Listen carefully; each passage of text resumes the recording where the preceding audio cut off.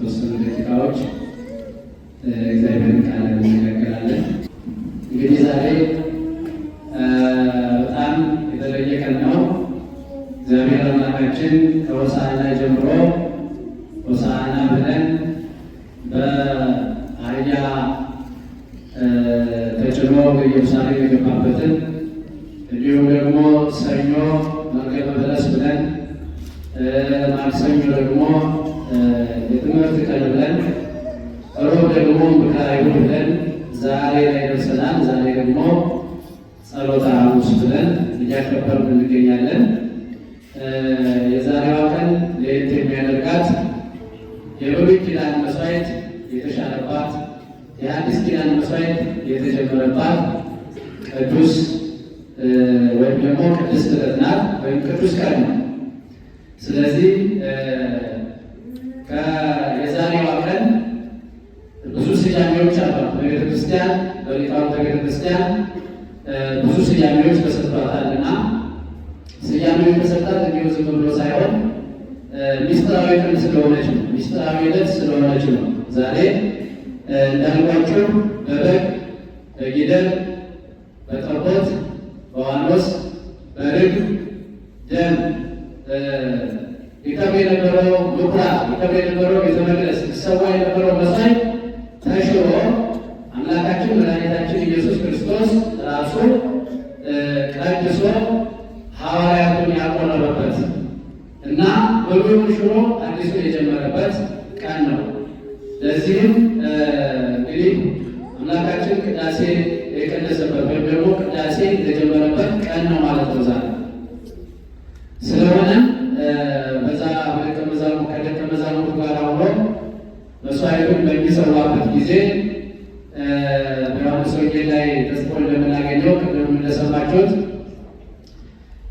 መስዋዕቱን ለ13 ፈተተው ይላል።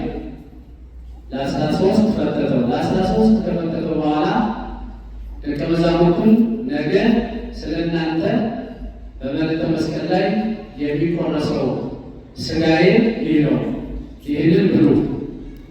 እንደገና ደግሞ ጽዋውን አንስቶ ራሱ ጠጥቶ ነገ ወይም ደግሞ በነገው ዕለት ስለ እናንተ በመልዕልተ መስቀል ላይ የሚፈሰው የሚል ይህ ነው ብሎ ጽዋውን ሰጣቸው ይላል እና ይህ ታላቅ ምስጢራዊ ቀን፣ ይህ ትልቅ የኛ የድህነት መፈጸሚያ ቀን የተጀመረው በዚህ ቀን እና ለ13 ካጠቃቀመ በኋላ መስዋዕቱን አንዱን ለራሱ ወሰደ ይላል። 12ቱን ደግሞ ለ12 ደቀ መዛሙርት ሰጣቸው ይላል። ግን ይህንን ደግሞ በሌላ መንገድ ሊቃውንት ምን ይላሉ? 13 ያደረገው ነገ ስለ እናንተ 13ቱን ሕማማተ መስቀል እቀበላለሁ ሲል ነው ይላል። ስንቱን ሕማማት? በዕለተ ዓርብ የተቀበላቸው ሕማማት 13 ናቸው እና እንደዚህ አይነት ምስጢር የተከናወነበት ዕለት ነው። አንደኛው ይሄ ነው። ሁለተኛው ደግሞ ደቀ መዛሙርቱን ዝቅ ብሎ እግራቸውን ያጠበበት ቀን ነው እና እግራቸውን ካጠባቸው በኋላ አምላካችን መድኃኒታችን ኢየሱስ ክርስቶስ ምን አላቸው? እናንተ ጌታዬ ትሉኛላችሁ፣ መምህሬ ትሉኛላችሁ። አዎ መምህራችሁ ነኝ፣ አዎ ጌታችሁ ነኝ። ነገር ግን እኔ መምህራችሁ ስሆን፣ እኔ ጌታችሁ ስሆን ዝቅ ብዬ እግራችሁን ካጠብኳችሁ እናንተም ለወንድሞቻችሁ፣ እናንተም ለበታቾቻችሁ፣ እናንተም ከእናንተ በላይ ላሉ ሰዎች እንዲሁ አድርጉላቸው ግን የትህትና መመሪያ፣ የትህትና ቃል፣ የትህትና ክብር በተግባር ያሳየበት ቃል ነው። የሰማችሁ ወንዶች ብዙ እስኪ የሚስቱ ነገር አጥቦ የሚያውቅ ወንድ ከእናንተ መካከል ሚስቱን አጥቦ የሚያውቅ የለም አለ? እርሶ አጥቦ ያውቃሉ? መቼ የጸሎተ ሐሙስ ብቻ እንዳይሆን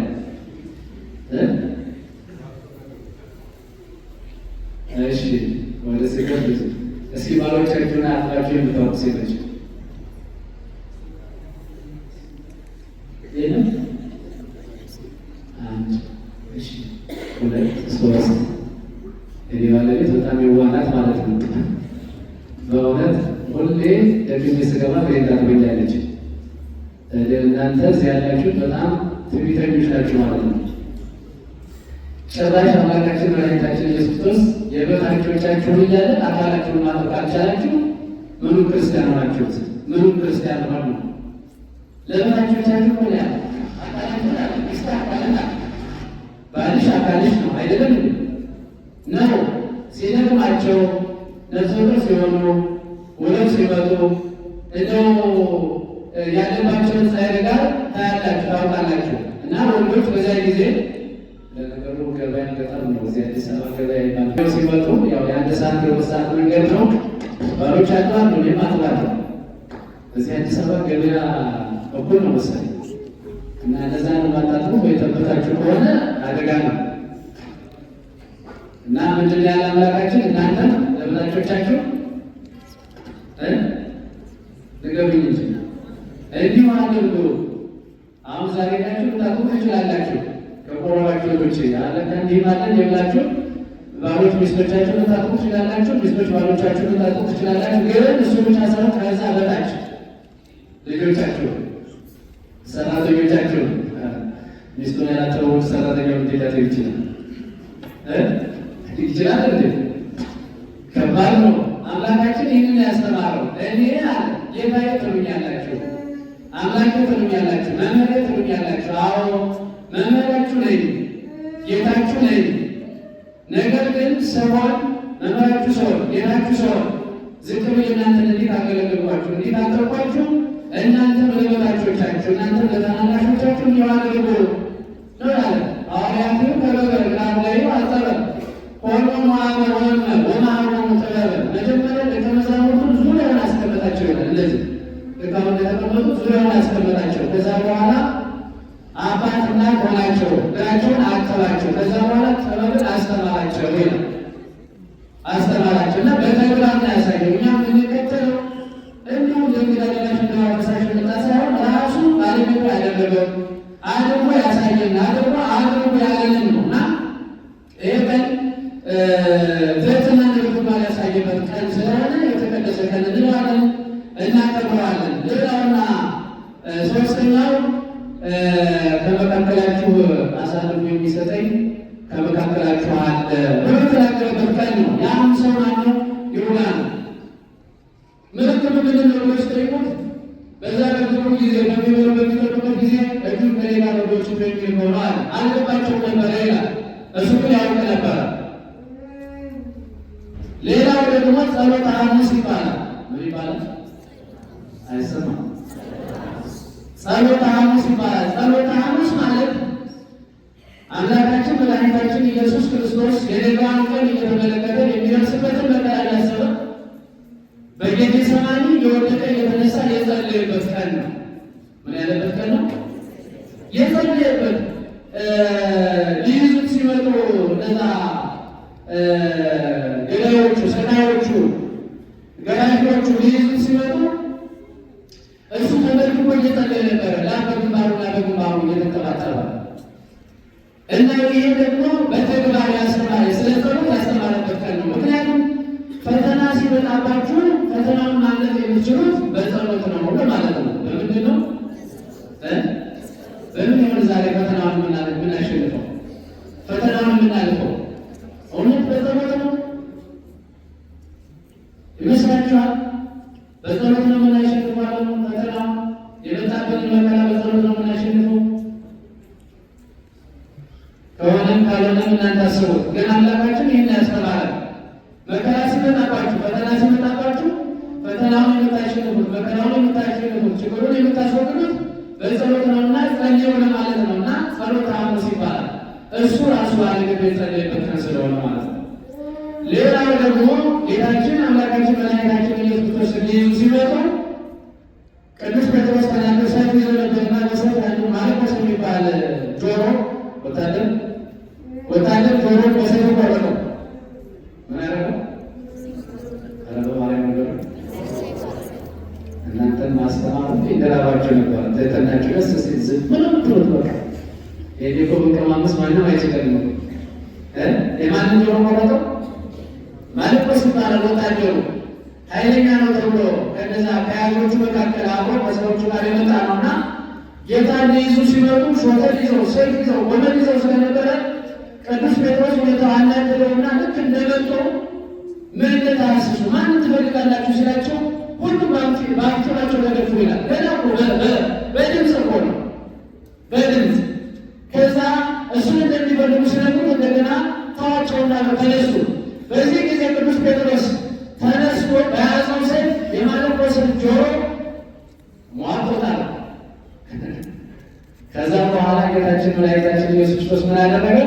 ጆሮውን ብድግ አደረገና መልሶ ለጠፈለት። አያችሁት እግዚአብሔር ቸርነቱ እና የዚያን ወታደር ጆሮ የቀጠለበት ቀን ነው ዛሬ። ጆሮአችንን እግዚአብሔር ይቀጥልልን። ጆሮ አለን አሁን አለ እስቲ ጆሮ ያላችሁ ደግ ነው ጨስ ዛሬ ምንድነው የሚለው እንዳትሉ የላችሁም የጆሮ ምን አውጣው ነገሩ እውነታችሁ ሌላችሁ የሚሰማው ሌላ የሚያደምጠው ሌላ። ትክክለኛውን ነገር አይሰማም ጆሮአችን። ትክክለኛውን ነገር አያዳምጥም ጆሮአችን። እንደው እውነተኛ ነገር ከሚነገረው በጎን የሰማው ተግባራዊ ያደርጋል ጆሮና ትክክለኛውን ጆሮ አምላካችን እግዚአብሔር ለሁላችን ይስጠን። ጆሮውን ቀጠለለትና ለቅዱስ ጴጥሮስ አንድ መመሪያ ሰጠው ጌታ። ሰይፍን ወደ አፎቱ መልስ።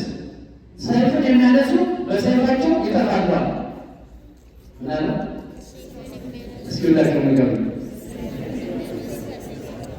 በደንብ እጅን ቃል ያዟት። ሰይፍን የሚያነሱ በሰይፋቸው ይጠፋሉ። እስኪ ያለውን ይወት እስኪ ሰይፍ ያነሰው በሙሉ እየጠፋ ነው። ስለዚህ መፍትሄ የሚገኘው በጸሎት እንዳልኳችሁ በእግዚአብሔር እንጂ በሰይፍ አይደለም። እና እኒህ ድንቅ ነገሮች ያደረገባት ቀን ናት ይህች ቀን። እና በዚህች ቀን መቁረብ ከአምላካችን እጅ እንደመቀበል ይቆጠራል። እና ታላቅ ቀን ስለሆነ በዚህ ቀን ስጋውን ደግሞ ለመቀበል የተዘጋጃችሁ አምላካችን እግዚአብሔር ኃጢአታችሁን ግሩፍ ጸሎታችሁን ወቁፍ ያደርግላችሁ።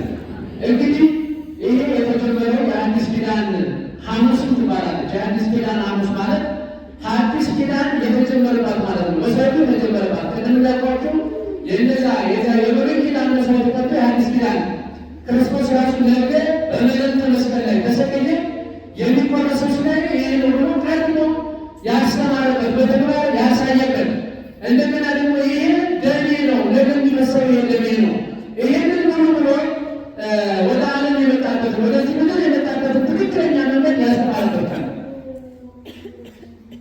ሁልጊዜ ነው የምናገረው እና ሰው መልካም ነገር ሊያደርግ ይችላል። ሰው ወላጅ አልባ የሆኑ ሕፃናትን ቤት ሰርቶ ምግብ አዘጋጅቶ ሊያበላ፣ ሊያጠጣ፣ ሊያለብስ፣ ሊያስተምር ይችላል። ቤተክርስቲያን ራሱን ችሎ ሊሰራ ይችላል። የሌሎችን ሊያበላ፣ ሊያጠጣ ይችላል። እንደገና ደግሞ ብዙ የተለያዩ በጎ አድራጎቶችን ሊያደርግ ይችላል። መቼም ብዙ በጎ ስራዎች አሉ። እንደነ በሀገራችን የሚጠቀስ እንዳብነት ማነው ነዳያን ሰብስቦ እዚህ የሚያኖረው ሰው መቄዶንያ እንደ ወጣት ቢንያም አይነት ሰዎች እንደዚህ ያንን እንግዲህ 10 ሺህ ሰብስቦ በየሀገሩ ቅርንጫፍ ከፍቶ ለሀገር ባለውለታ የሆኑትን ወይም ደግሞ መካን የሆኑትን ልጆቻቸው መቶ ያልቻሏቸውን በየመንገዱ ዳር በየቤተ ክርስቲያኑ በር በየጸበሉ ቦታ የወደቁትን ሰዎች ሰብስቦ ማብላት ማጠጣት ይቻላል። ይህን ሁሉ መልካም ስራ ብትሰራ፣ ይህን ሁሉ መልካም ነገር ብታደርግ፣ ብዙ ጥሩ የሆኑ ነገሮችን ብትሰራ ስጋው ደግሞ ካልተቀበል መንግሥተ ሰማያት አትገባም። አለቀ። ስለዚህ አምላካችን መድኃኒታችን ኢየሱስ ክርስቶስ ወደዚህ ምድር የመጣበት ዋናውና ትልቁ ዓላማው ስጋውን ለመስጠትና ደሙን ለመስጠት ነው። ተግባብተናል ነው እንዴ? ይህ ነው በቃ። ሌላ ምንም ነገር የለም። እንዳልኳችሁ የፈለጋችሁትን ያህል መልካም ስራ ብትሰሩ ስጋውን ካልተቀበላችሁ መንግሥተ ሰማያት አትገቡም እያልኳችሁ ነው። እንደዛ ስላችሁ ግን ቁርባን ብቻ በቂ ነው። መልካም ስራ መስራትም አለመስራትም አያስፈልግም እያልኳችሁ አለ። መልካም ስራ ተገቢ ነው፣ ይመዘናል። መልካም ስራ ሳንሰራ ወደዚህ መምጣትም አንችልም። ግን የመጨረሻ መደምደሚያው በመንግሥተ ሰማያት መግቢያው ማህተሙ ምንድን ነው አልኳችሁ? አይሰማም። አቤት ይሄ ድምፅ ሲያምር ይቀስላችሁ ስትናገሩ ጠባያችሁ ራሱ ደስ ይላል። እስቲ በሉ ስለዚህ ሥጋው ደግሞ መቀበል መንግሥተ ሰማያት ለመግቢያ ማለትም መታወቂያ መያዝ ነውና ሥጋውን ክቡር ሥጋውን ቅዱስ ደሙን ተቀብለን መንግሥቱን እንድንወርስ አምላካችን እግዚአብሔር ቅዱስ ፈቃዱ ይሁንልን። ወስብሐት ለእግዚአብሔር። ይቆየን።